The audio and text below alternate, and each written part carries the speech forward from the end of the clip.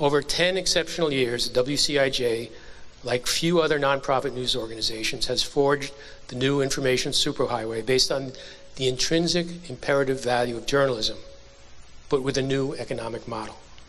A model built on journalists and built on distribution mechanisms across many, many platforms. And this change in scale and approach and online retail and wholesale distribution comes with a real change in the economic model. Paid subscriptions to newspapers and fees to cable companies still pay some of the bills. It's a business agreement. It's a business arrangement. Pay a portion of the costs or be denied access. It's as simple as that. It's a quid pro quo. It's a different relationship we all have with the WCIJ. Voluntary funding of nonprofit news organizations, including WCIJ, is the backbone of the new model for journalism.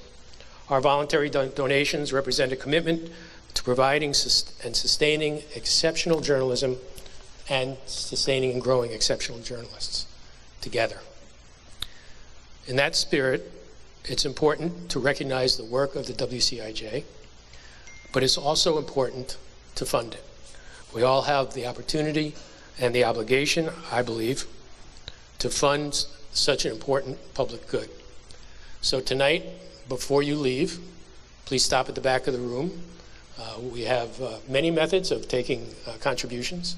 So whether it's tonight, whether it's tonight when you get home, whether it's at the end of the year, I invite, encourage, and ask you to support the WCIJ and sustain the business of journalism so that we have the mechanisms for the practice of journalism.